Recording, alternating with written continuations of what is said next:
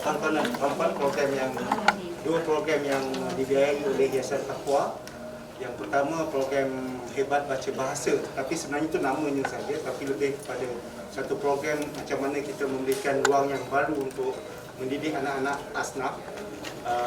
Sebenarnya 12 keluarga tu akan dapat manfaat sebenarnya, dan yang kedua adalah kajian pelajar-pelajar diploma di International Islamic College. Yayasan Taqwa adalah satu agensi di bawah MAWIB. Hal-hal berkaitan dengan asnaf di dalam wilayah telah disantuni oleh MAWIB.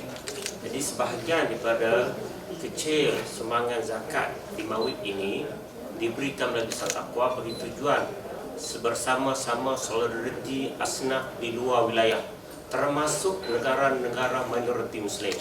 Adalah persentage yang ditetapkan. Maksudnya bila duit zakat ni keluar, sebahagian besarnya diagihkan kepada negeri di dalam Malaysia, tetapi luar wilayah. Tapi sebahagian kecil kita bantu juga negara-negara minoriti. Pada hari ini programnya kita membantu pelajar Myanmar yang belajar di Kolej Islam Antarabangsa. Bilangannya tak besar, cuma 24 orang sahaja. Jadi ini tanda kita menyatakan rasa ambil berat kita dengan keadaan masyarakat Muslim di luar daripada negara Malaysia. Itu jelas, tanpa meremehkan kepentingan prioriti asnaf di dalam wilayah. Yayasan fokus luar wilayah persekutuan, maksudnya yayasan membantu asnaf di luar wilayah persekutuan, maksudnya di luar pada Kuala Lumpur, luar pada Putrajaya dan luar pada Labuan. Atas dasar sebahagian daripada pembayar zakat di wilayah adalah mereka yang berasal daripada negeri-negeri lain tapi bekerja di wilayah. Jadi MAWIB berpendapat, why not sebahagian kecil dipulangkan balik kepada asnaf di luar wilayah tanpa menjejaskan kepentingan asnaf dalam wilayah. Bantuan daripada Yayasan Taqwa itu sebenarnya meliputi bukan sahaja peralatan fizikal, sebab kita tahu keluarga asnaf B40 when it comes to table and chairs juga adalah sesuatu yang kalau kita nampak tadi lah kan, video yang ada tadi. Jadi bila Yayasan Taqwa bersetuju untuk bantu kita, untuk kita membantu keluarga-keluarga ini, kita fikirkan untuk come up with a conducive online learning environment. Kita tahu anak-anak ini ke depan ini situasi COVID-nya, pandemiknya pun kita sekejap MCO, sekejap belajar PDPR, sekejap belajar di. Jadi kita dapat lihat ada ramai keluarga-keluarga asnaf dan B40 yang terkesan. Bukan hanya anak-anak ini yang 5-6 tahun yang tidak boleh membaca ini, tapi juga keseluruhan keluarganya. Abang kakaknya yang nak juga mengikuti PDPR di rumah tidak mampu. Jadi what we did was, apa yang kita buat adalah kita sediakan meja, kerusi, desktop, internet connection dan juga 10 bulan sesi pembelajaran bagaimana belajar untuk membaca. Dalam bantuan yang disediakan oleh Yayasan Taqwa itu, it comes together as a package untuk membantu keluarga itu.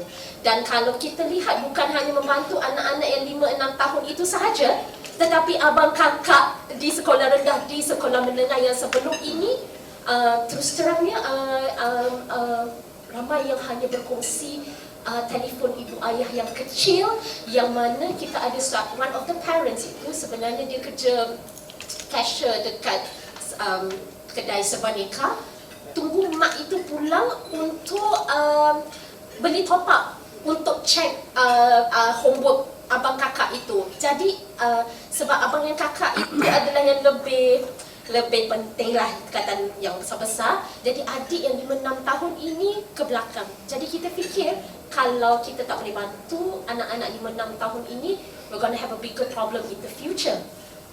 Bila dia masuk tahun 1, tahun 2 dengan kelas online dan sebagainya, mereka akan menghadapi kesukaran yang lebih besar. Jadi bila Yayasan Taqwa bersetuju untuk bantu, kita bersama-sama, alhamdulillah, impact yang kita sangat sudah rasai for the past 4 months. Ambil pendekatan yang sangat spesifik, membaca 10 bulan supaya kita boleh monitor. Selepas ni kita akan melihat balik sama ada perkara ini berjalan dengan bagus atau tidak, dan kita akan kaji semula. Sebab tu kita adakan perbincangan seperti ini. Ini hanyalah 4 bulan yang pertama, tapi tentunya kami tak nak berhenti. Tapi untuk pergi ke tempat yang kami pergi tu, kami dah check internet apa yang paling bagus, company mana yang paling bagus. Kami mula membuat dengan Telekom, tapi tapi ada masalah. Sebab tu kita cari yang lain yang memastikan bahawa di tempat. Sebab tu kalau tengok tadi, staff kita pergi tempat tu, they check every line, which line yang paling bagus. Sebab pada kita ialah kalau kita nak betul-betul beli kail, biarlah tempat yang ada ikan dan kail tu ikan yang memakan umpan. Itu yang kita pastikan. Sebab tu kita ada 10 bulan untuk monitoring. Masa kita tak tinggalkan pelajar tu, kita tengok every month, kita akan tengok proses pembelajaran macam mana. Inilah kegiatan keputusan yang kita ada. What next after this, we will look into this, how efficient it is. Sebab tu jumlah kami tak ramai, supaya kita boleh melihat keberkesanan perkara tersebut.